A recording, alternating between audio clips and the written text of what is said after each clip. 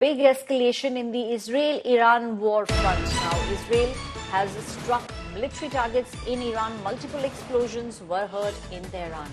Visuals that you are seeing on your screens are coming in from Iran.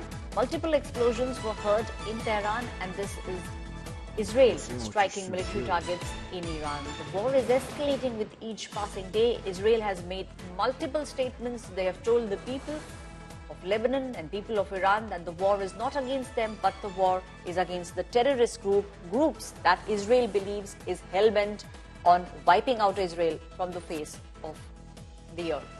My colleague Gaurav Sawant is now joining me on the story.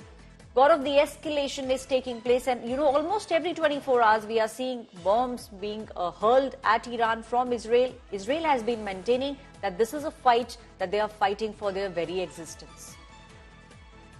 Aishwarya, it's after 26 days of Iran's missile strike on Israel that Israel has finally responded, and it's apparently a massive air and drone attack that is taking place right now, and it's apparently in waves. The initial report, Rear Admiral Daniel Hagari, the spokesperson of the Israeli Defense Forces, he confirmed that Israel is now officially retaliating to Iran's missile strikes, and that Iran and its proxies had for the past 1 year, from the 7th of October 2023, targeted Israel from 7 fronts, and Israel was fighting a war on 7 different fronts. Now Israel is hitting back at the fountainhead, which is Iran itself.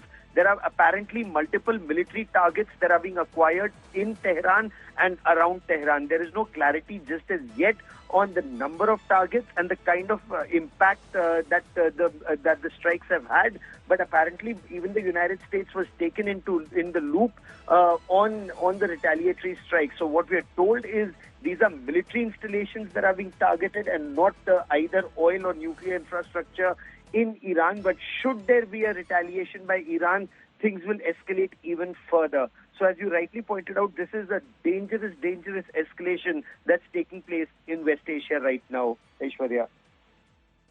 Gaurav, a lot of people now also at the moment are believing that we could see that this could in fact, destabilize not just this entire region, but globally also this will have a lot of ramifications. And we have also seen how Iran on its part has been pointing fingers, Gaurav, at the United States of America, and statements have come out where they have said that the United States of America, along with Israel, will have to pay.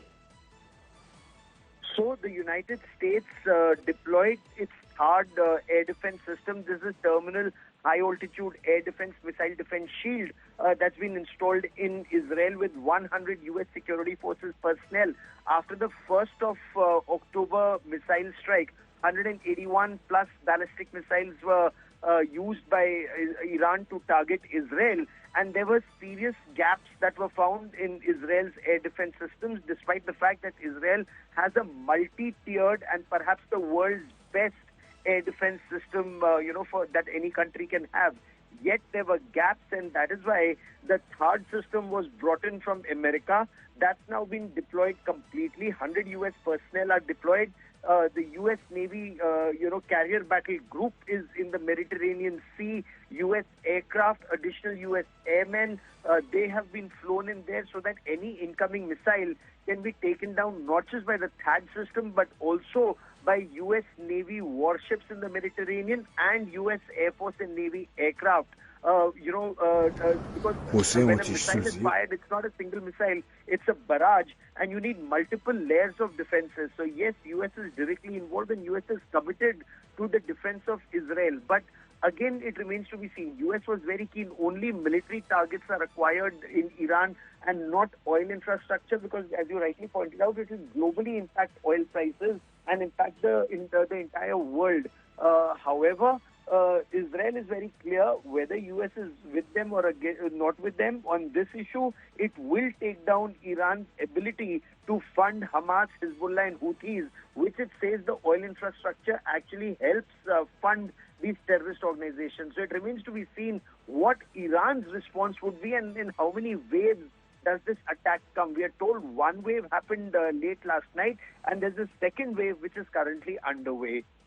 Gaurav, before I let you go, You have been on the war front. Do you believe this is, this is a war that will continue? Because Israel, multiple global platforms they have used. The Prime Minister Benjamin Netanyahu very clearly saying this is a war we are fighting because it has come to our existence. Do you believe this will be a long-drawn war? It indeed threatens to be a long drawn-out affair. It started, as Israel puts it, with the Hamas, a proxy of Iran, attacking Israel. Then on the 8th of October, it was the Hezbollah, another proxy of Iran, that targeted Israel. And Israel says they continue to fight on multiple fronts. Hezbollah, Hamas, Houthi, the rebels in Syria, the Shia militia in Syria and in Iraq, and then, of course, directly Iran itself. So it says Israel is fighting a war on 7 fronts, an existential war. And I've reported this not just on the 8th of October last year, but also earlier this month. And the situation in Israel is very precarious. Its armed forces are completely stretched out, fighting a war for the past 1 year on multiple fronts, and now they've entered southern Lebanon. They're buying casualties every day, but they say this is a war that they not only have to fight, but they have to win against all odds and come what may. So militarily, they are far superior than any other forces in the region. And that is why, if you notice, once Iran's proxies are taken down, first the Hamas, then the Hezbollah, the Americans have been repeatedly targeting the Houthis, then Iran's capability to strike Israel also is considerably weakened, because Iran does not have the military wherewithal to target both the US and Israel. And currently, both the US and Israel are far more superior on top of the escalation ladder when it comes to taking the battle to Iran's doorstep, which they already have done right now. So yes, there is an escalation, and yes, this does threaten to deteriorate in the days and weeks ahead. Gaurav, do you also see the United States directly being pulled into this war, with the elections looming large in the US, these kind of statements coming in from Iran saying not just Israel, but the United States will also have to pay Israel very clearly, looking at US for more help, for more support. Do you believe if there is a change in the United States, there will also be a change in the strategy with regards to whether they will be helping Israel? If they will help, how much will they help? So irrespective of who comes to the White House post the 5th elections, Israel continues to get support.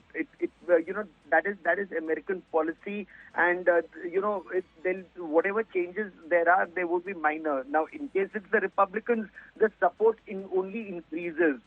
Donald Trump and Benjamin Netanyahu enjoy excellent relationship, great rapport, and right now the situation is such that Israel is trying to see whatever it can destroy in Iran before the election results are out. It should be in a position to degrade Iran's capabilities of targeting it. Israel ultimately wants to take out the Iranian nukes, and that is also America's policy. They also want to ensure that Iran does not become a nuclear weapon state, because that will be a huge challenge to U.S. security. And Israel repeatedly makes that point, that they are actually fighting the democratic free world's war, because nobody, whether it's the UK, France, Germany, or United States of America, none of the countries would want a nuclear weapon Iran, because that would be a huge threat to global security. Neither would Saudi Arabia want Iran to have a nuclear weapon. So, there's the geopolitics. Gaurav, please just stay on with me.